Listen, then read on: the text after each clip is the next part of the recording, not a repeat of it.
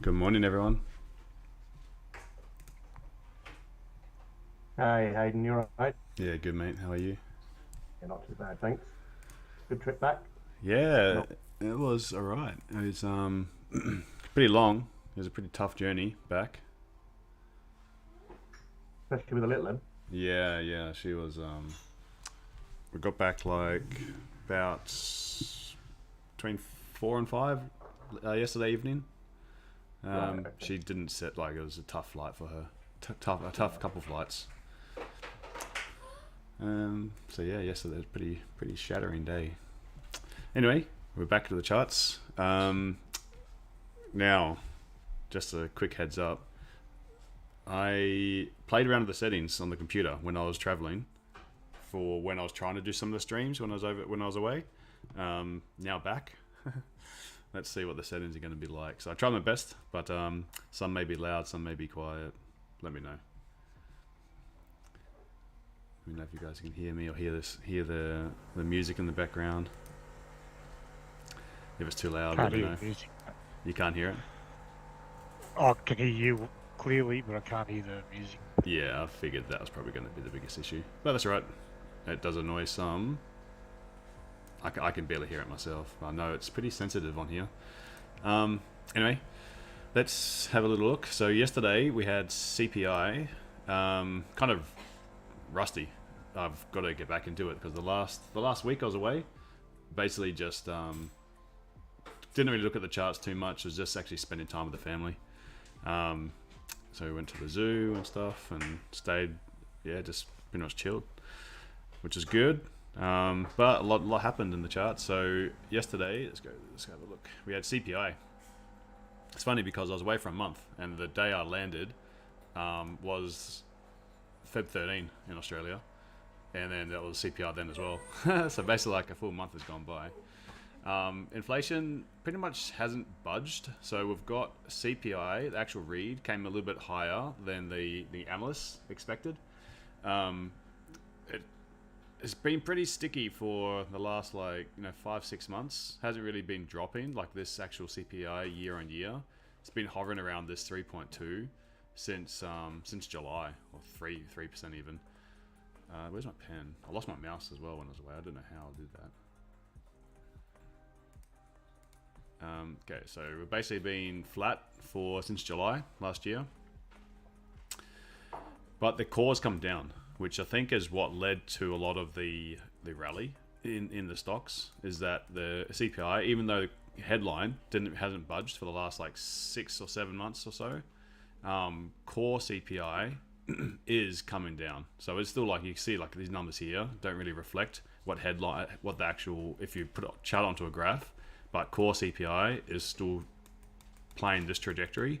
Headline, which was the other one, without core, has actually done something like this. Something like that. So as long as this one's intact, inflation's coming down. And that's what I believe. That's what I believe is led to that stocks rallying yesterday.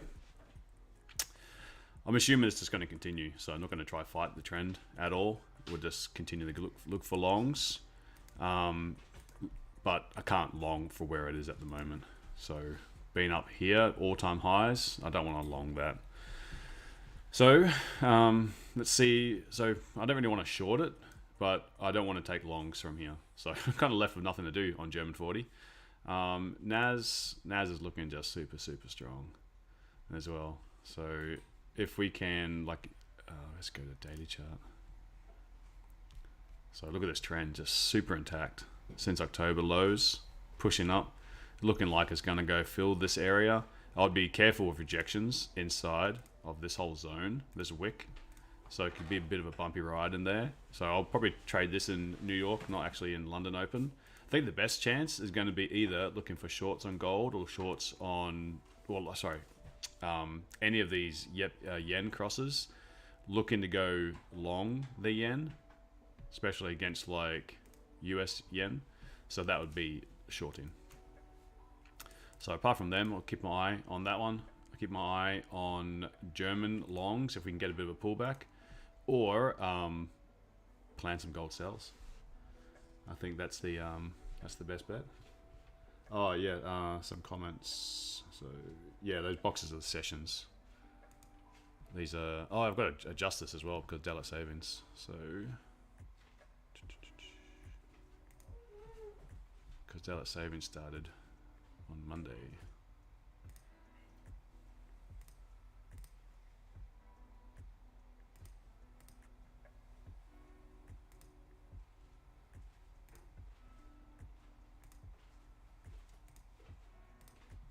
Cool. That should be a bit better. So always a bit of annoying little period of time when the daylight savings are shifting, because now when we go back and have a look, this is going to be a little bit skewed because I've just moved the New York session an hour earlier, but it really is only accurate from this day here. So Friday's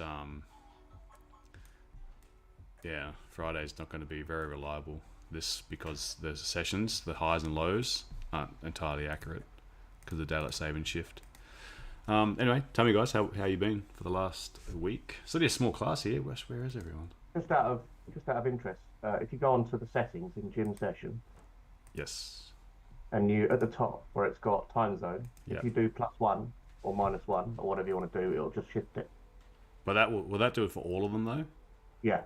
Because UK hasn't done the daylight savings, neither has Asian session. Oh, okay. All right. Yeah. So you keep that as it is. Yeah. fair Yeah. enough.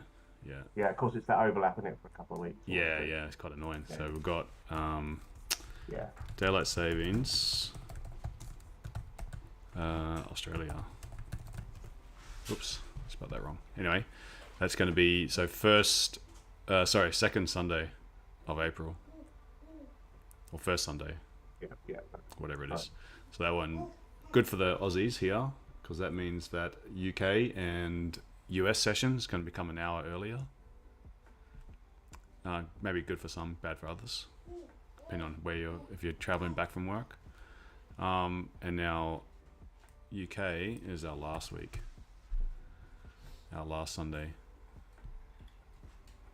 So yeah, first Sunday and last Sunday finally, once all the clocks have shifted, everything will be back to normal again. Cool. All right, so is there 2 streams going? I'm not really sure because I can't see any comments. There shouldn't be another stream going. Everyone's been using the one that Dave has set up. Oh, sorry, I mean the on YouTube. Glenn might be in his own call on the gym session. Yeah.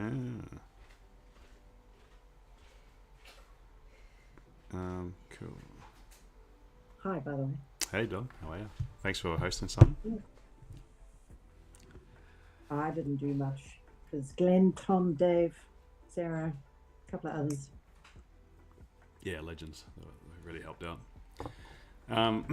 Cool. All right. So have they got one going now? I'm not sure. Let me have a look for you. Yeah, I didn't see anything. I assume it'll be here. Anyway, I'm sure they'll turn up. First day back. Yeah, they're in that call. I'll text them. Cool. Alrighty. So gold. Did anyone trade CPI yesterday?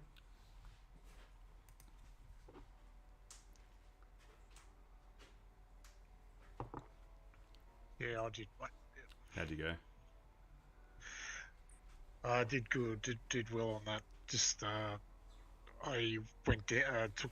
Got a piece of it when it went down when it came out, and then got another piece going up. So worked out pretty well. Yeah, the sells, like, it was pretty nasty 30-minute candle. So if we go and have a little look at it on the 5-minute, maybe it's probably might be the 1 minute. I need to go back and have a look. Yeah, I went on the 1 minute, but because like when it just CPI came out a little bit higher than expected. Well, the way I explained before, straight away shot down like 130 pips, and then it did a nasty full correction to take out the London high, get back into like this Asian area, and then it just dumped. So pretty nice move. I was pretty much only just getting off we only just got our bags when CPI came out. And I saw the number, and then price pushed down, then pushed all the way up. I was pretty shocked to see like 21.80 again. Did manage to catch a little, only like a real tailwind. Had to wait for ages, like for the bags. I basically got it in from like here, like way after. Price shot down, and then took profit just on this wick. So only a little piece of the move, but pretty good. Pretty good example of not having to trade the actual news. Just waiting, like let the news digest. Especially, I think that lesson as well. We'll talk about it for the study session this weekend, but I think it's even more paramount now since what they've been doing lately with these stats coming out. So CPI, there was the last one was it came out. If I do year on year, actually no, I'll do. What's the easiest show on?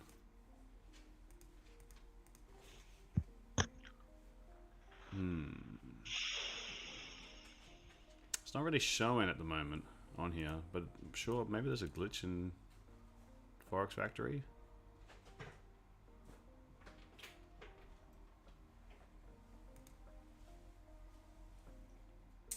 Oh no, sorry, it was core PCE. Yeah, that's it, not CPI.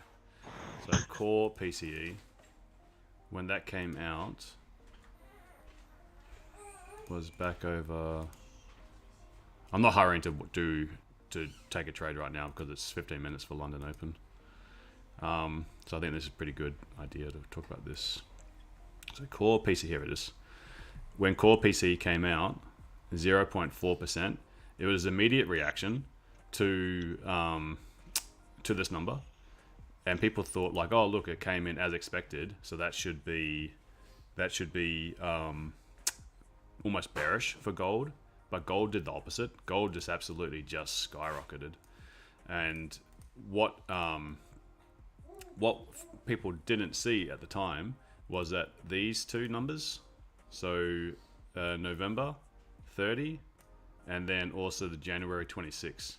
So when these core PCE readings came, when these core PCE readings came out, so this one came out 0.4%. Everyone thought, oh, inflation is still high. That's going to be bad for good for US dollar, bad for stocks, bad for gold.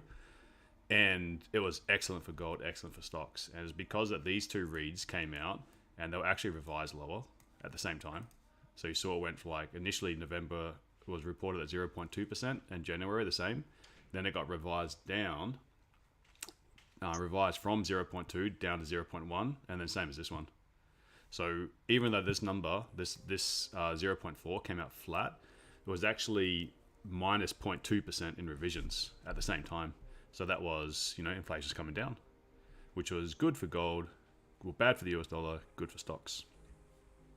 So we saw another example of that just recently. We go over to and this for March was the second Friday of March. It was when non-farm payroll came out. So this number came out super high, like a much bigger beat on the forecast of 200. But at the same time, when this number was coming out, they had revisions. So they had revisions from that one was revised higher, but this one, Feb 2, 353,000 revised down to 229.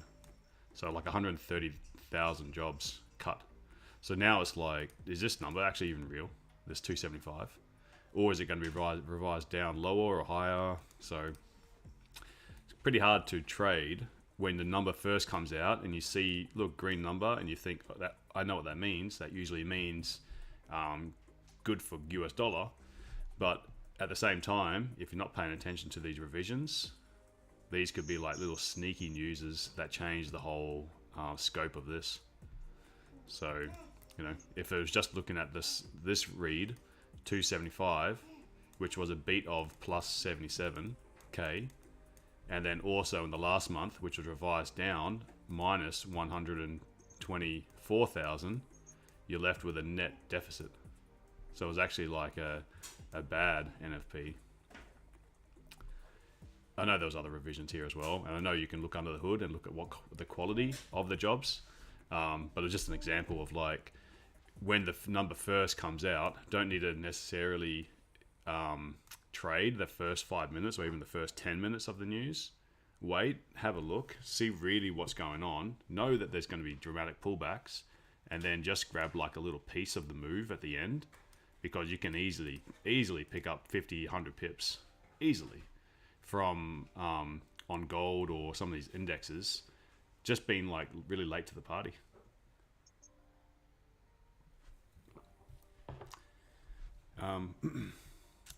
Anyway, that was my little rant. So today, what are we? You guys got any ideas? Howdy, brother. Hey man, how are you? I'm good. How's your flight? Sorry. Made it home with your luggage this time? Yeah, it all arrived. Yeah, we packed the pram and the car seat with the bags this time, rather than giving it at the gate. Yeah. Hey, Hayden. Hey, Dave, how are you? I'm doing really well. That's good. Just got a quick question about, I know we don't have much time till the open, but so US CPI was higher than forecast. Yep. So I was trying to work out my theory around why German 40 went nutso. Yeah, I was just speaking about that. And sorry, I must have missed that bit. All good. Yeah, so core PCE was went up a little bit. Okay. So CPI actually grew the headline. This is the headline, and then you've got the core. Yeah. So whilst headline has been sticky since July, core is even though it's gone up a little bit. So instead of being forecast at 0.3, the actual came out at 0.4.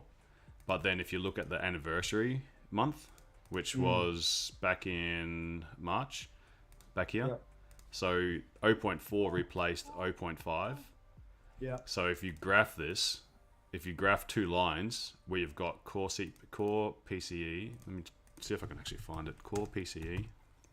Oh, sorry. Core CPI and CPI headline. See if we can get this. Because I wrote down my little theory. I wanted to test it. Yeah, sure. I just said that CPI is higher than forecast equals reduced chance of US interest rate cuts, which equals a stronger dollar, which equals a higher chance of the euro cutting earlier, which equals euro weakness, which equals German 40 strength. Does that make any sense? Say it again. How much wood could a woodchuck chuck if a woodchuck could chuck it? So What's CPI that, is higher than forecast. It means that there's a reduced chance of US interest rate cuts. Does that follow? Who is it? Maybe you just tell me what happened. This is what I was thinking then when you're saying it. I've actually got pictures all over my wall at home, and I've got pins and bits of string and going from one wall to another. Yeah, but you do. Okay, so I'll try to explain this. I'll just draw it because I can't find the graph on hand. So you've got okay.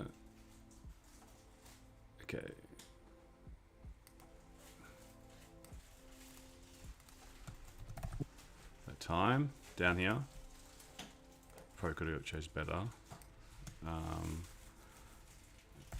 Inflation here on this side.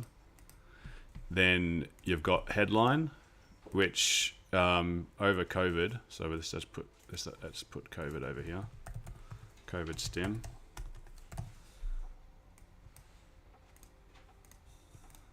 Okay. So inflation went up here, and then it's come down. And it's been like this. So up here was 10%.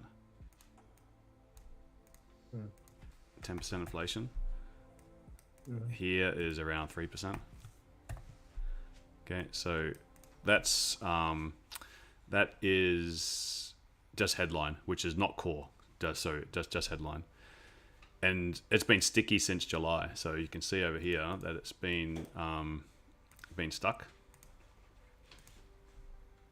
Stuck since July, 3%. So inflation sort of hasn't really gone anywhere. And then you've got the core CPI, which some think that this takes out some of the real volatile stuff and is probably a better read of household stuff. This never went up as high and is doing like this. So it is, I think it got as high as like 6%. So never got as high as the overall, which includes like energy sector and like just, cost of gas and just stuff that went absolutely nuts. So when this core CPI came in 0.1% higher than forecast, everyone saw this as inflation's coming higher. But because of the anniversary of 0.5% coming out and being replaced by 0.4, that meant that overall core CPI year on year actually decreased by 0.1, which has been maintaining this trajectory that's pretty smooth trajectory downside. So inflation is still on track if you look at core CPI. So that's led to confidence that inflation is still being handled, and indices business, it's still nothing. Inflation didn't bounce high enough that it's going to change the Fed from holding any longer, and they still think that it all still points to a June rate cut. Yep. Hence, indices went up. Yep. Okay, now for German's an interesting one. German, still can't quite get my head around why it is so freaking bullish. So I'm trying to explore the possibility that because Germany, as well as like the US, a lot of the goods that they produce is actually produced outside of Germany. That the goods that they manufacture are outside of Germany. So I'm just wondering if that's got something to do with US dollar weakening leading to more improvement for emerging economies, because they've been under a lot of pressure since, like, with the strengthening, the hardening of the US dollar. So if emerging markets can actually have some sort of relief with the US dollar coming down, that's going to lead to more production, more manufacturing. And I wonder if that's got something to do with the German 40, because German 40 is made up a lot. Like, they don't have as much exposure to the technology sector. That's why I can't quite understand why it's so freaking bullish. And I'm not trying to argue with the fundamentals. Everything's still going upwards to the right, so we should still keep on trading that. However, I am a little bit contrarian, and I don't like buying the highs. So I would prefer to either I don't want to sell it from here necessarily. I want to long it, but I don't want to buy it from where it is either. So I'm kind of in two modes. Do I want to like have fun this scalping session and like sort of roll the dice a bit and try find a sell, or do I just want to be patient enough and wait for the better play, which would be that maybe I should look for sells if price is significantly breaking under these areas and looking for a bit of a deeper pullback into buys. Yeah. Now, how long do I want to be at the charts? That's the thing. Or do you want to put an alert for that to trade long from that deeper pullback and then focus on NAS or something? Oh, no doubt. Absolutely. Yeah, no doubt. No doubt I'll be putting alerts in for when I'm out. And I'll just sort of watch this London Open. But I do want to try find a trade in this specific, London Open as well, because it is fun to have a trade going. Yeah, so I guess we'll see. 30-minute candle is just about to close. We've got 5 more minutes. I haven't watched the price action for the last 8-9 days for the London Open, so I don't really know what to go off. It's just bullish. Well, there isn't anything to go. It's just up. The Open's been a little bit tough to pick, but you do get a move a little bit after. Yeah. Yesterday was pretty good. Like, well, I mean, it was a tiny London session, but we kind of picked a zone and traded off that, and it seemed to be okay. Yeah, okay.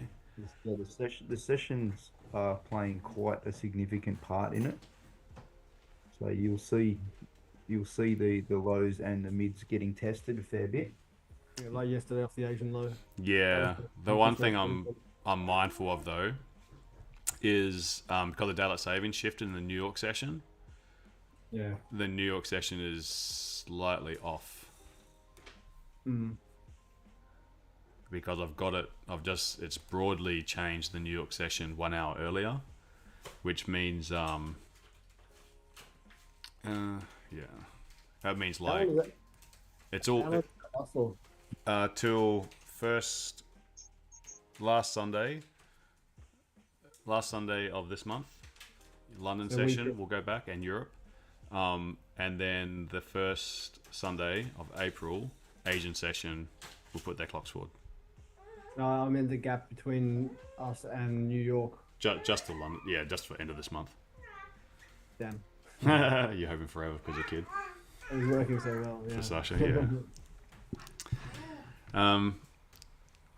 Yeah. So UK UK kind of absorbed the news of CPI because it wasn't like it's not like a FOMC, which is like really late after the London sessions closed. So they were still trading. It was like just after lunchtime.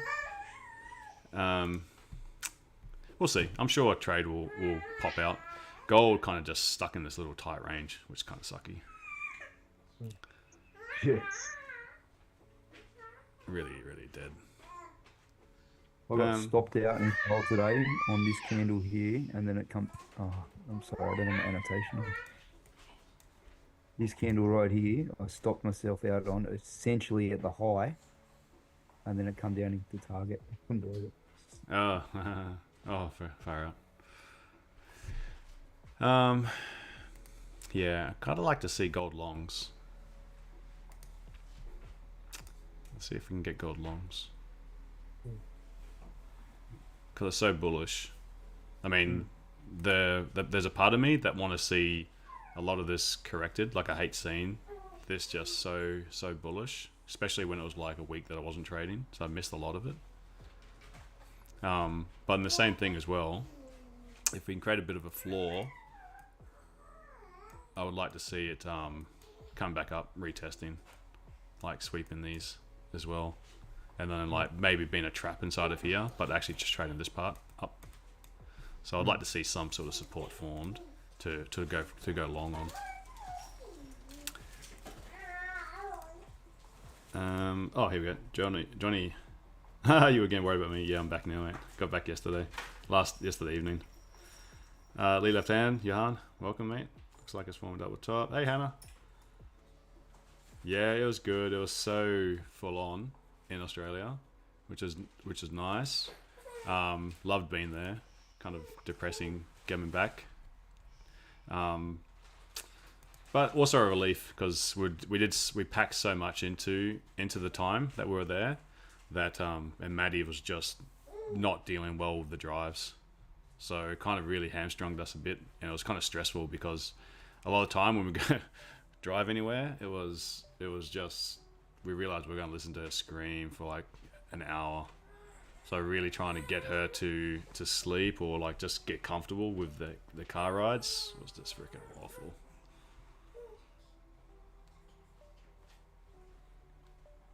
Hey, Gav. Yeah, easy over here. This side. Yeah, the flight was awful. Flight was absolutely awful.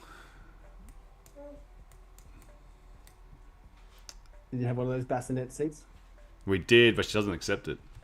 And she yeah. kind of accepted the bit on the long leg, which was fine. But then the flight from Dubai to Manchester was packed both sides, and it just gave us no room to move. Did you try to reason with her? Tried. She just. Look, you can either cry in my arms or you can go to sleep in this beautiful bassinet over here. Well, that's why we threatened her. So she's not going to sleep. I'm like, all right, Daddy's going to hold you now. Then she goes mental. And then we're like, see, you had a better situation before. Now you can go to sleep. Throw you out. Like how you see the logic. Yeah, she can't see it yet. All right, so here's the open right now. We just clicked over. What are we going to do? We don't have any... Oh, no, we do. We had unemployment. Oh, no, we're back. One day. We had UK GDP. Didn't change anything. We've got no other news apart from, like, Fed speakers. We're in Fed blackout now, aren't we? Because we've got the announcement next week. Let's check financial juice. What headlines? More likely to cut rates in June than April. Yeah, they're holding out. I've been saying this for a while. Euro don't want to cut before the US.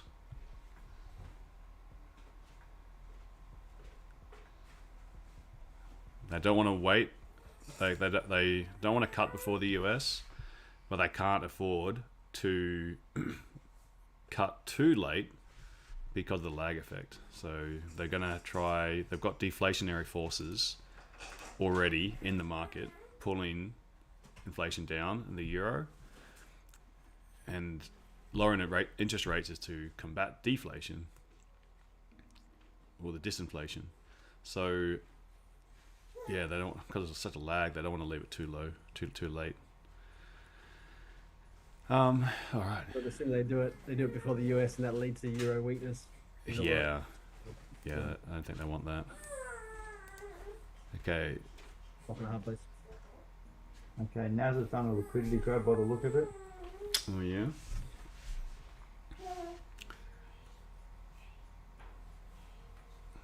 Germ's dropping, so it could be trying to grab liquidity from the low. 2-hour imbalance. The previous candle. I think we've got a bit of a range set. Just push.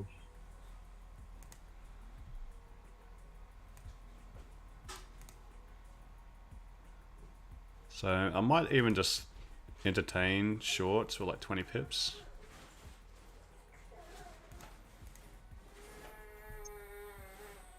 Well, 28 pips down to the 2-hour imbalance. Yeah. And we're under my magic green line. Hmm.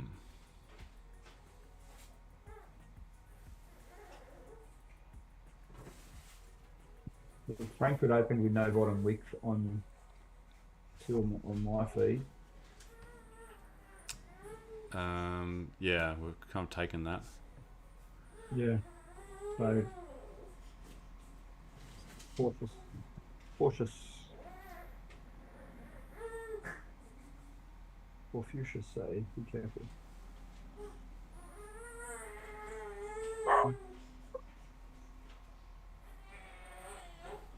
There's still a strong FU candle, 4-hour FU candle that we're sitting within. Short FU candle.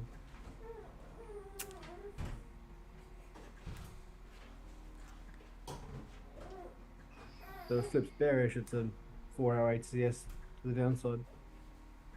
Yeah, because Asian took the high. I reckon we correct some of this New York move. Because I do want to see it work its way down to like this 50%. Mm.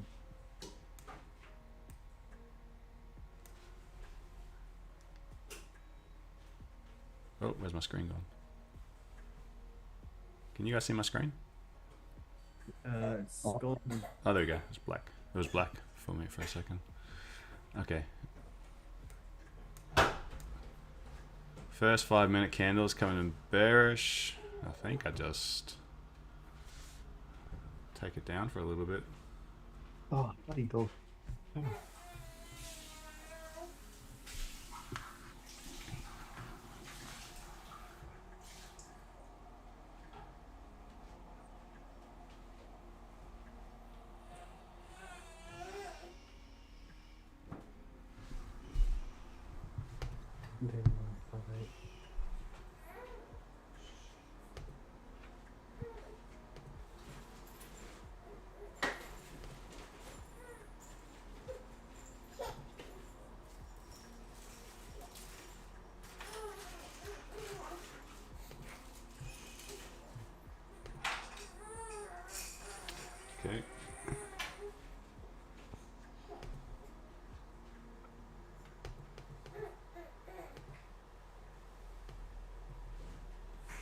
so I'm going long. Oh, sorry. Mental. I'm still jet lagged. Going short. My bad. Bit of a difference. Yeah. Your screen still seems like it's seized. It's just milky. Yeah, And your timer's not moving. Oh, it is now. seems to be, and it's kind of milky. Oh, I put a box around the. Yeah, sorry. Okay. I put a box around these two 4-hour candles. These two, because I reckon this is where we're kind of trapped for now. Yeah, negation.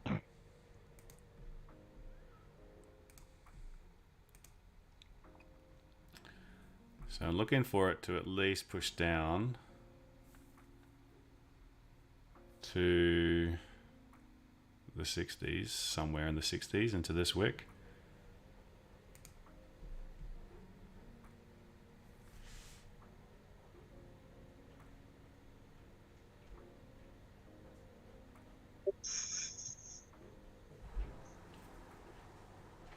Keeping a relatively tight stop. I'm not going to let it play around too much because we are fighting such a strong trend, and I prefer just to short. Sorry, I prefer to long from much lower.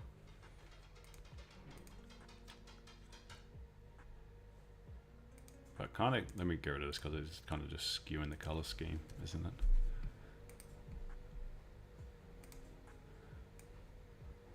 So come on, these two.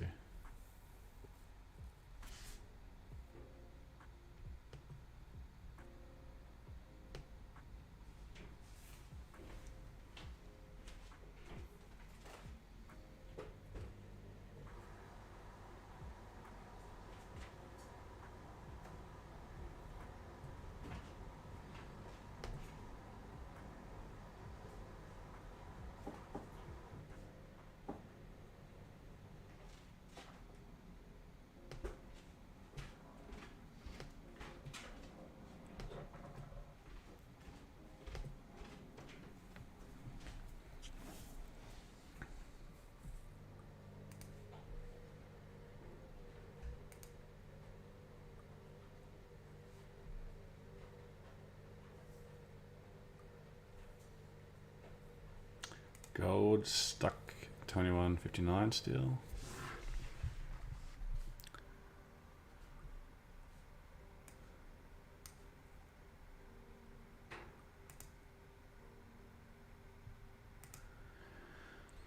Let's have a look at NAS.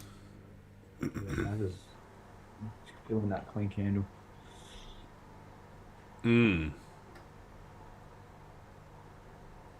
Yeah, looks like more space on NAS for that clean candle. I'm not too sure what to do after it fills it though, to be fair. Yeah, turn the computer off. Oh, no, that's stopped that there.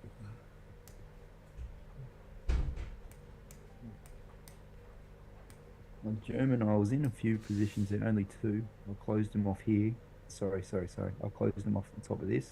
Mm-hmm. I took 90 and brought my stop loss to this swing and it just got stopped out. Oh yeah. NAS. Similar move on NAS, but NAS hasn't bounced as much.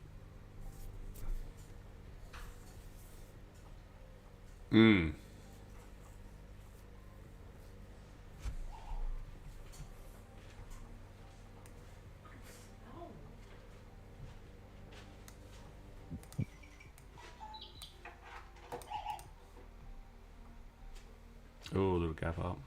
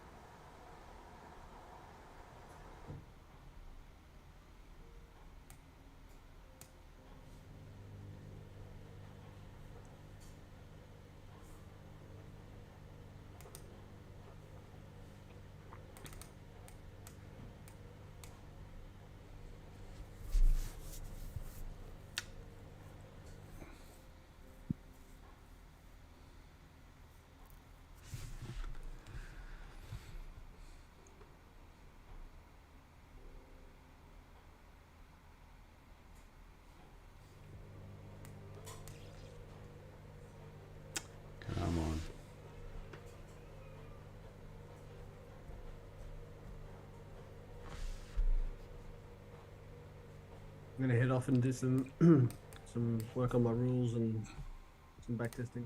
Mm-hmm. How are you backtesting? How? Yeah. I'm just doing the work that Akshay was explaining in his last session around broken FU candles. So, Oh yeah. Oh, you're just going and looking for examples, not doing like prediction backtesting. No, just ID, and I just signed up for a program with a guy called Pat Baylooney. Have you ever heard of him? Yeah. One of the guys I know is doing it.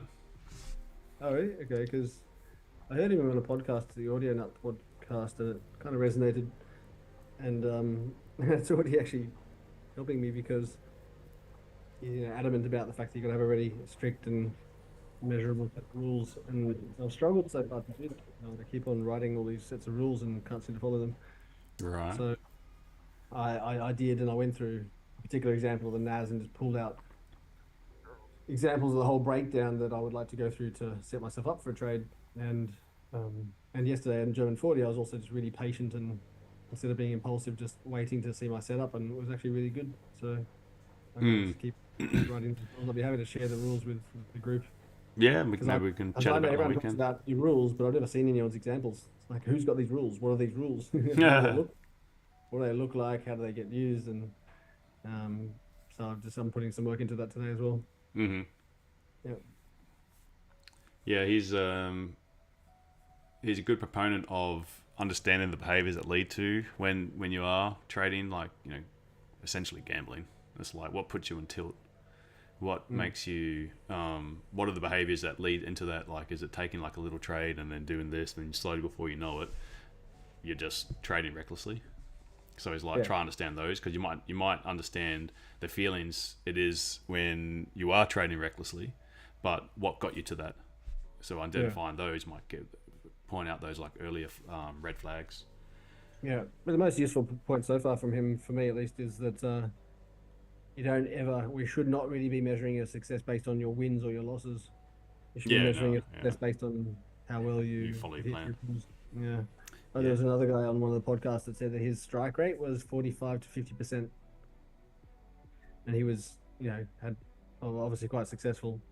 And so it sort of struck me that you can't look at a losing trade and think, oh, that's terrible. What have I done? That's awful. It's like, well, this is absolutely. I mean, how many times in the streams it's like, take a loss in the first trade and the second trade, we pick it, or even taking 2 losses and then pick it, but then you're still ending up the smaller losses are definitely outweighed by the bigger wins. Like, if risk rewards on your side, so win rate doesn't, like, it's really, like, I prefer to have a high win rate because I think it gives you more confidence to enter into a trade. But there are so many strategies and ways that you can have, like, a 20% win rate and still come out way on top, just because you're happy to take like 10 pip loss, 20 pip loss, 15 pip loss, 10 pip loss, 100 pip win. It's just about trying to, like, get into the trade. Yep. Yeah, so I'm going to push off. Welcome back. Thanks, man. Thanks very much for looking after the guys with the streams as well when I was away for that time. Yeah, a lot of the time it wasn't really. Yeah, thanks, Dave. It was good. But it was really, really good for everyone to support each other. Yeah, definitely. I'll catch you tomorrow. See you Are soon, you going to be doing New York sessions in the foreseeable future, or are you just going to be? No, I'll be doing it for quite a few more New York sessions, especially to catch up for that week away. Sure. Yeah. So today I can't, because we've got to go get an MOT on the car and drop it off, and then walk back and then do stuff and go pick it up. So today I reckon I'm going to be out most of the day. Plus got to. Let's pick it then. What's that? Yeah. Oh, he's on the phone. Slow opening. Let's see what any headlines popped up.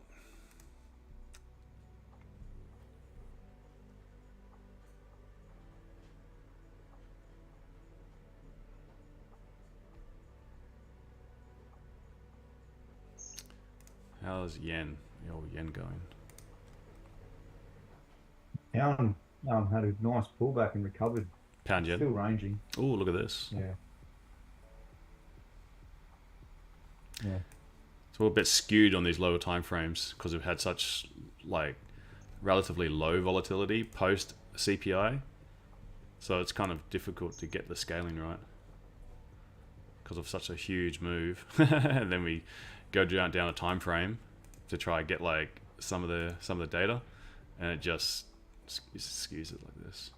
So 3 minutes. So I like how it pushed up into like this little fair value gap, call whatever you want to call it. So price tried to push down, came back up. 5 minute bearish candle sort of got overlapped.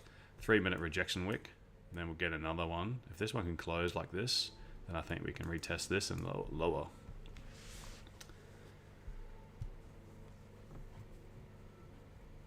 Come on, 3 minutes. Open daily trend line. To which side, up or down?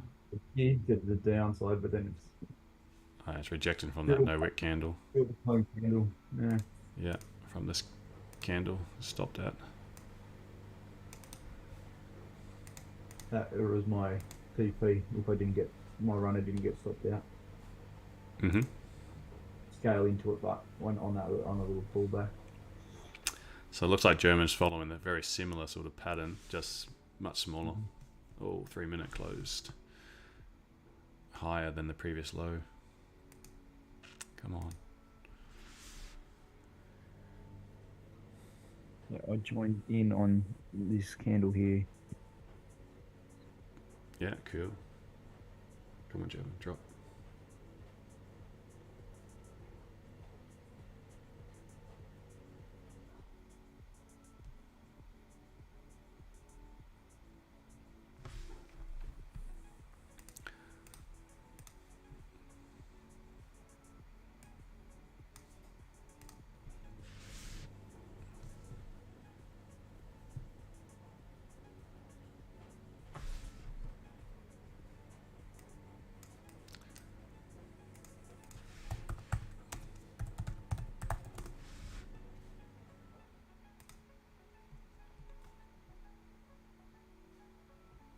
So we won't have any surprise speakers from the Fed because they went on their blackout on the weekend.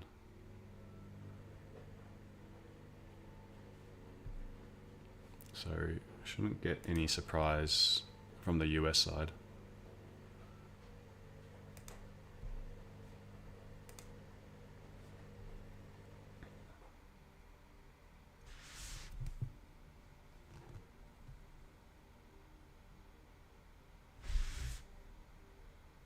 Ooh.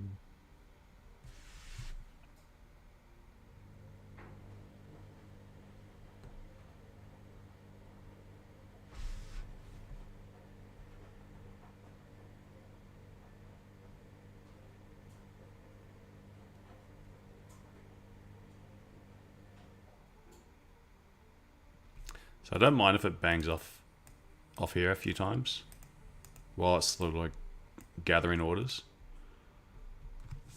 I don't think this is the low of London session. So I'm happy to hold this.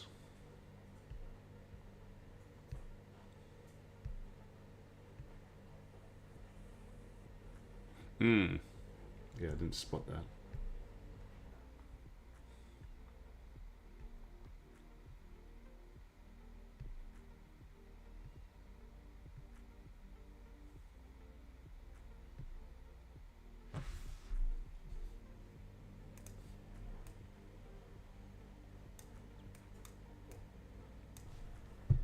We'll restart the study sessions again. So we had that last week off. So we'll do it on... It'll be Sunday.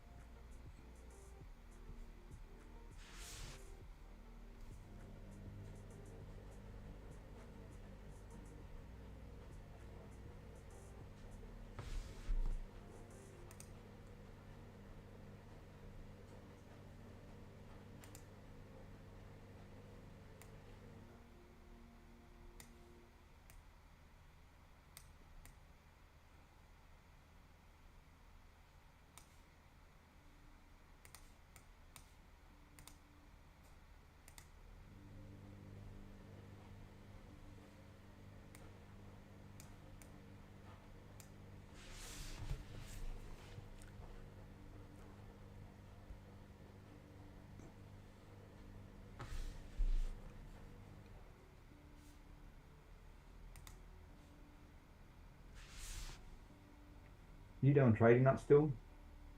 Mm-hmm. Hey? Yeah, they changed the Blue Guardian changed their from 8 cap with all the stuff that's going on in the prop space. Yeah. Where are they with now? Finesse FX. Finesse. Spread's good. It's 0.4 on DAX. Yeah, for real. 1.4 for gold. 2.2 for pretty good. NAS, but we'll see what that is in New York session. Yeah. But for Germans, very good.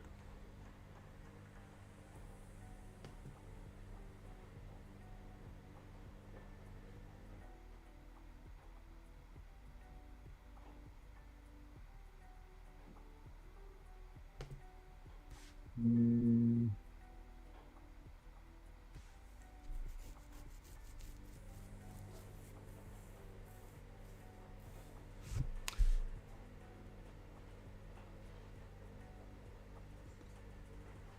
Yeah, I don't.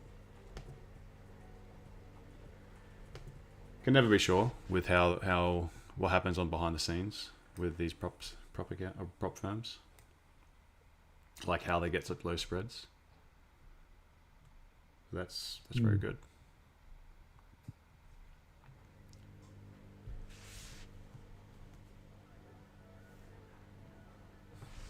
How's everyone else going on their side? Has anyone? Sarah smashed it. Congrats. Started a new challenge. Mm-hmm. We went with well, defunded with Cadera as their broker. Yeah, you're saying. So far, I mean, I can't fold it. It's the latency's practically zero, Oh yeah. and trade execution's really good. Well, it's super easy to use. Navigate's the same as Alpha. Like the cost of the challenges are pretty good. The dashboard seems okay, so I can't complain at the moment. No. Mm. The communication was super duper quick. Oh yeah. Yeah. You You know. had the credentials super quick. Okay, come on, drop. The one thing I noticed that's lacking so much these days is customer service. Not just talking about like and everything, from restaurants to flights to dealing with business, so like banking.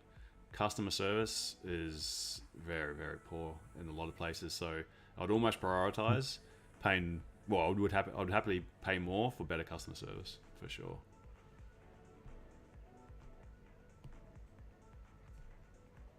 Like, you've got good customer service. You're paying that little bit, whatever it is you were paying. Even if you're paying a little bit, if you've got shit customer service and you're buying something cheap, it doesn't matter how cheap it is. You're still pissed off with the experience. Yeah, exactly.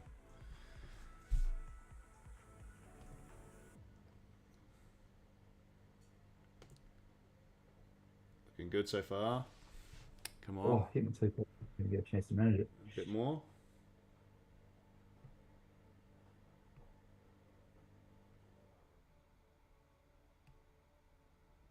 Come on, just break through this little bit here.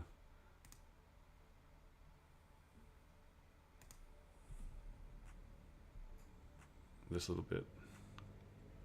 Come down to the pink line.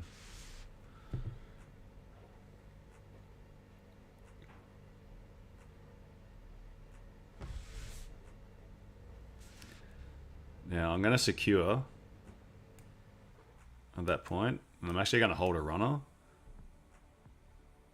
to see if we can correct a lot of this CPI move.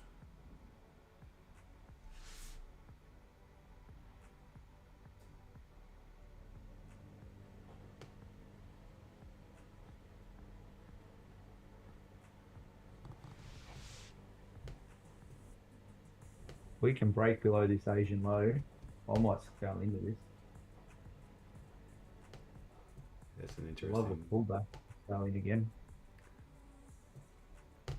That's an interesting concept. Right, should I scale or scale in or scale out? I'll do scale it out, but then you can. Because first trade back, this is the only thing I'm cautious of. First trade for the week, essentially. Well, not first for the week. I took a little trade yesterday on gold. When I was literally just picking up the luggage.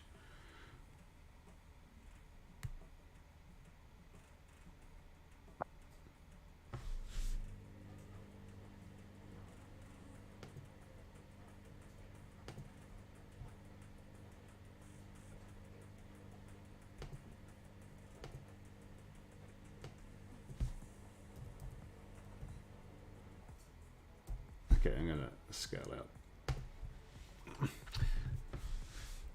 Beauty.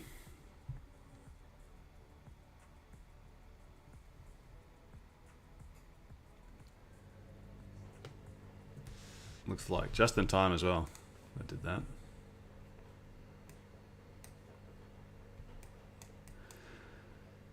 Pretty much got the low of this candle.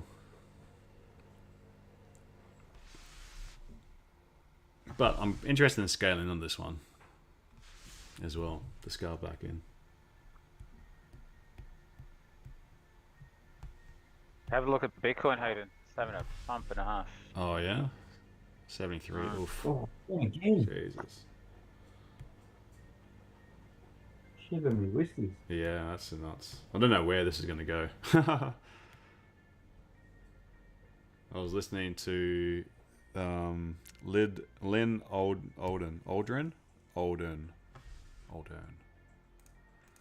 Lynn Alden. A good podcast yesterday on fiat currency, and she was putting without meaning to, put a massive case for Bitcoin as well, which I don't know if it's going to be the one that I wonder if it's going to get crushed at some stage, but cryptos, like fiat currency's it's the end, surely at some stage. You can't last for another hundreds of years. Then Alden currency fiat death spiral.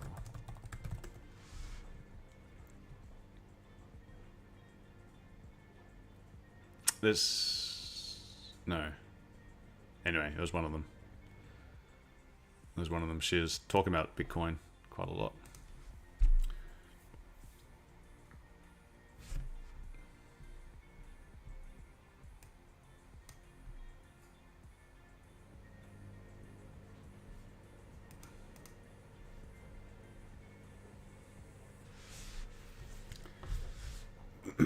Okay, so the runner, just gonna see. So basically, nothing can hurt me on this trade now, and I've got an alert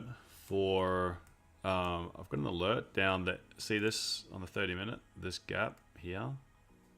I've got an alert halfway.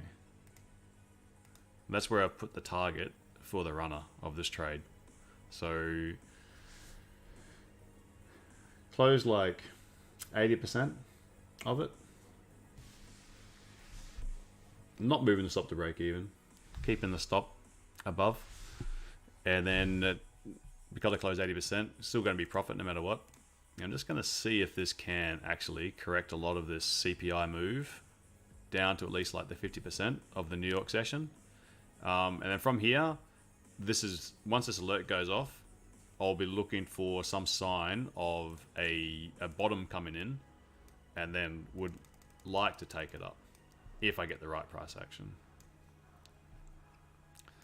But the sells played out. Took a bit of waiting though, a bit annoying, but that's what you guys are here for as well, so we can chat about things. And basically, when I was having a good think about when I was away about trading performance, and because I do make quite a few mistakes in these streams, which does annoy me, and it's because I watch the chart. I watch it too much here, whereas a lot of my trades from like once the alert goes off, and then just alert goes off. I'm not really paying too much attention to the chart. I'm waiting for, I know the level, waiting for the price action. I see the price action and then put the trade on. Those ones I'm a lot more comfortable with because I'm not watching it, not watching the price action.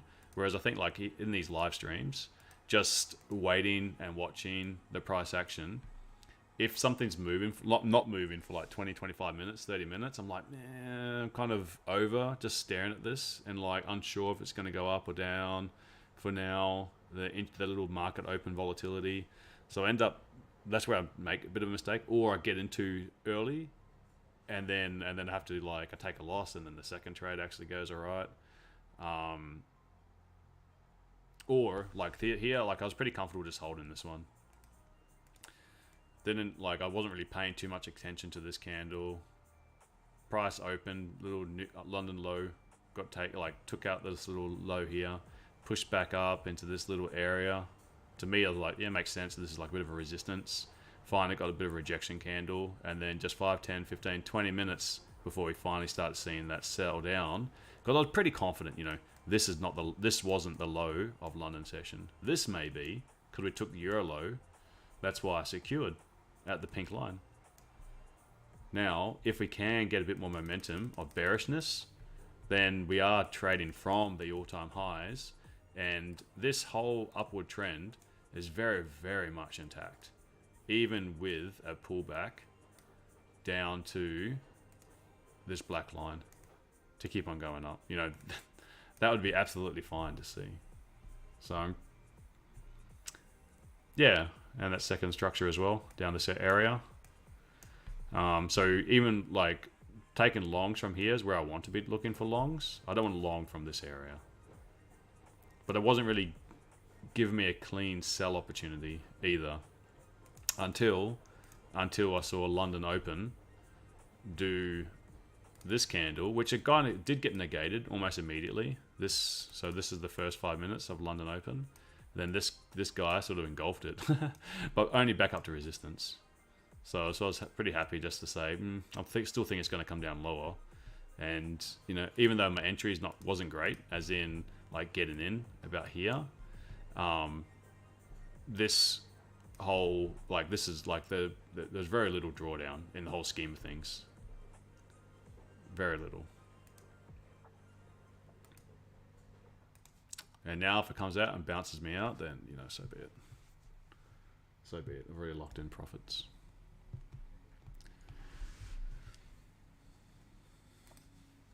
But geez, Bitcoin, man. I'm waiting for Ripple to go crazy. That's where I got most of my holdings. Cardano, Solana, and XRP.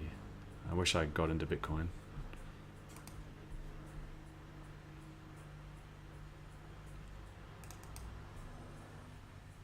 Never too late, you know. Yeah, that's true. Well, they do say if you have 0.1 Bitcoin, you'll have more. You'll be in the top 1% of Bitcoin holders in the world. If you got 0.1? Yeah. Really? Yeah, because there's only like 15 million to go around. I wonder how many are held by like BlackRock and those guys. Oh, massively. I mean, Michael Saylor's business, what is it, MicroStrategy, I think they have 1,000, 1,500 on their own. Yeah. Maybe more by now. Jeez. Even though, like, with the CPI yesterday, it's still scary swings, isn't it? Even though it doesn't, like, look that bad, but still going from, like, 72.5 down to 68. Like 4,500, it's still like a 5% swing. That's huge volatility. Yeah, but you're buying it for the long term.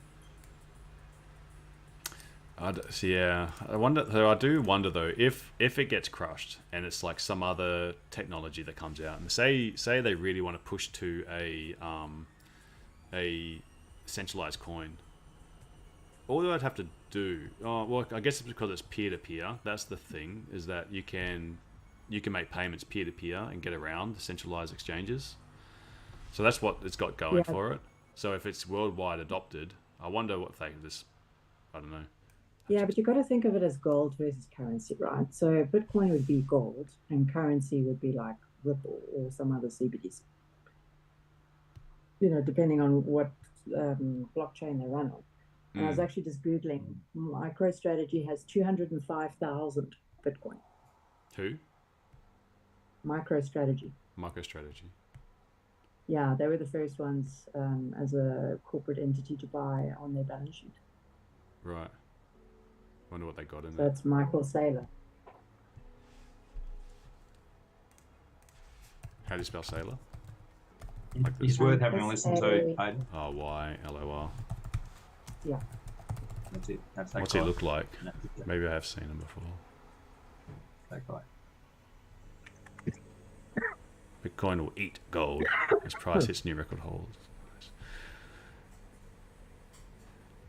See, I was thinking about it as well. Remember, there was I've got a friend. He's an old guy, and he was really he just did not want to bring up credit cards. Was very, very skeptical of credits. And now, you look at you talk about that to someone in this day and age, and you think you're crazy to not have a credit card, or not necessarily not have a credit card, but not to just not to what's the word I'm looking for?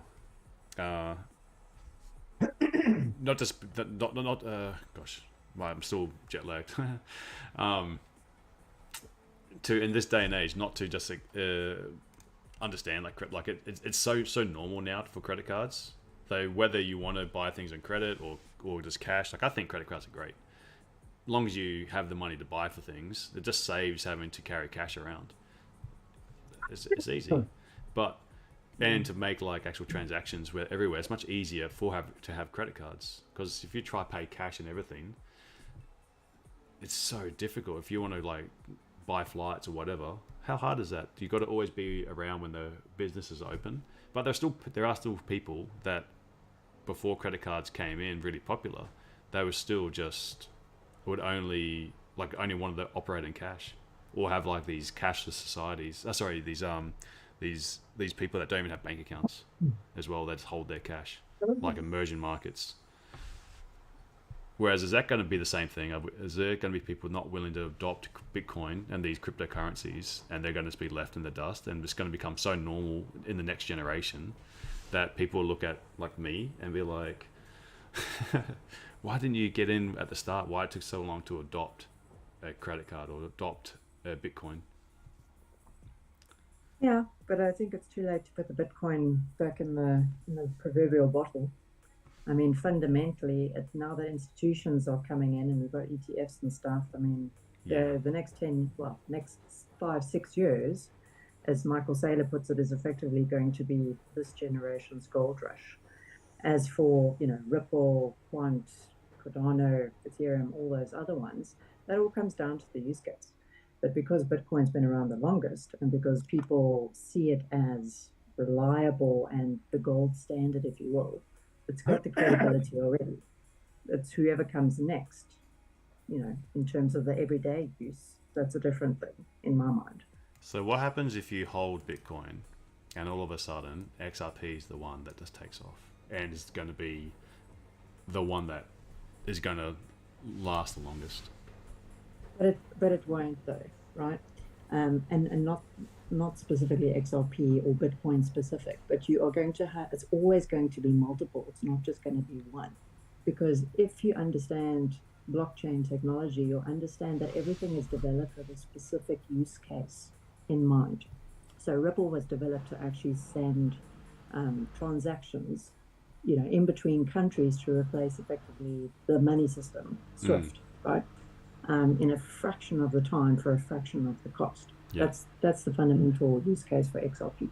If you look at Quant, for example, the use case for that is actually supply chain, to follow the money, the life cycle of the product, but also their base system is interoperability, which means that they're building an engine for the big corporate institutions to use to actually plug a whole bunch of blockchains together. because the future of crypto is actually using a lot of different cryptocurrencies, not just one or two. Gotcha.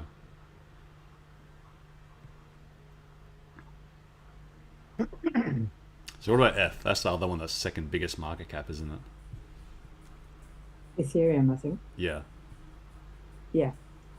So Ethereum's used for a lot because it's been around for so long and they've done a lot of work on it. It's quite expensive to run, but a lot of the sort of proposed NFTs and stuff run on Ethereum or have in the past. I think a lot of it's moving over to Solana and Cardano and those ones.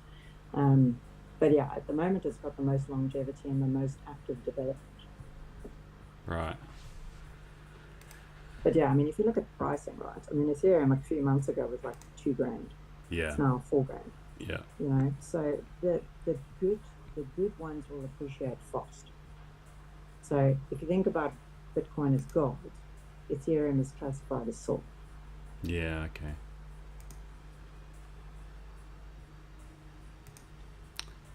See, I think everyone was still, when it was like here, it was still following that that greed, despair, hope, just you know, that kind of the emotions of trading. Yeah, but you know what happens though is that as soon as it breaks the all-time high of the previous one high, then everyone gets like sort of panicky and it's going to crash and it's going to crash, and then suddenly it just takes off to the moon, and then at the end everyone buys and then it tanks. You know, so it's like you actually have to buy and invest when you're scared. Otherwise, you just absolutely. come in at the tail end. Yeah, yeah. When it bleeds red is the time to buy. Well, blood on the streets time to buy this thing.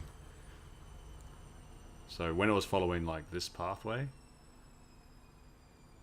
I think that was when everyone was like, this was the best time to buy, but the scariest time as well, because it's just the crash. Of course. But then it's just gone boom. Yeah.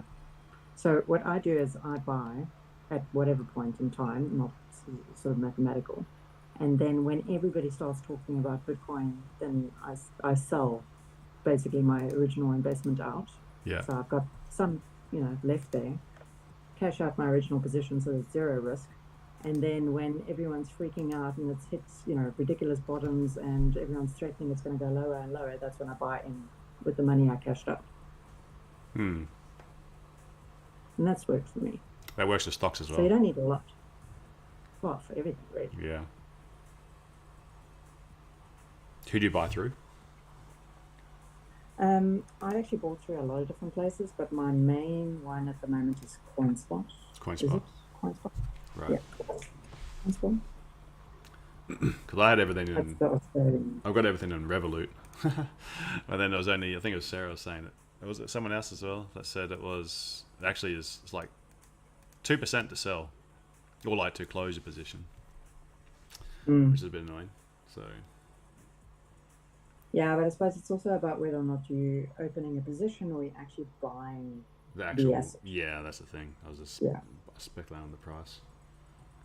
Yeah, because also, I mean, if you're buying the asset, it's also can be quite tricky because there's different ways of storing it, and one always has to be as safe as possible now. Yeah.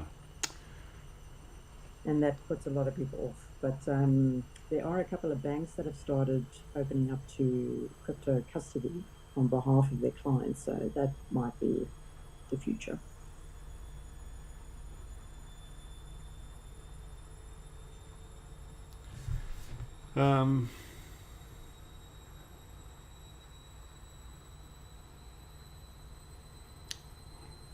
Just checking. Yeah, I actually last time I used cash, like actual cash, I bought something at the airport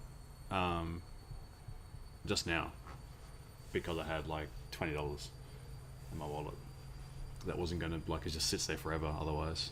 The last time I actually used cash, and I've traveled heaps in the last like few years, used cash in the US a little bit, but other than that, haven't needed to actually withdraw all through Europe. Haven't needed to withdraw anything, any actual cash. So everything's cashless.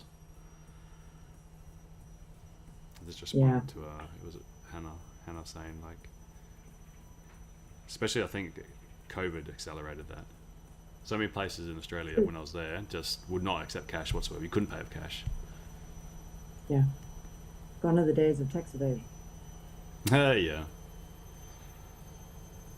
But yeah, that's another thing, right? So because they're now doing away with cash, it's now prime for central bank cryptocurrencies. Yes, So that's there's what a I lot was of wondering countries that are about. actually working on it. Yeah. So each country is working on it, and that's another reason why I like Quant, because the founder of that company, he's actually on a lot of the boards for each of the countries. So he's working on the Australian one and on the English one, a couple of others as well, I think.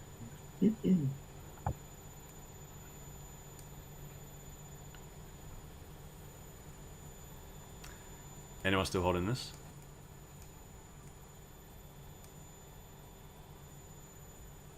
Yeah, I'm holding. Yeah, cool. It's trend line over here. Oh, nice one. Retest. Ah, beautiful. Yeah, that's really nice. Glenn should have kept his trend line on. There, he's back. See the trend line? Your trend line, Glenn? Yeah, retest. I entered on that. Beautiful. Alright, come on. Yeah, it's just got. Oh, Joe, full runner still going. Full position still going. Nice one. I've only got my runner. There's a straight drop from the trading nut at 8:08. Do I stay in? At 8:28, can I get in? I think that was the exact reason we're talking about it as well. And Johnny, I see your comments too, saying that you would have been up like 5 or 6% more profitable if you just set the trades and walked away. It's the watching. The watching kills you. So I think it's good to have a if you plan a trade, plan some levels. You just gotta. If you're going to sit there and watch, make that time useful to either you can watch the price action. I think watching the price action is important, especially to see volatility, because you do see patterns pop up, but not to also not let the price action weird you out too quickly. Because if you just sometimes the easiest trades are the ones you just set and forget. Yeah, Damon, it's good to be back as well. It was pretty hard trading from just the laptop.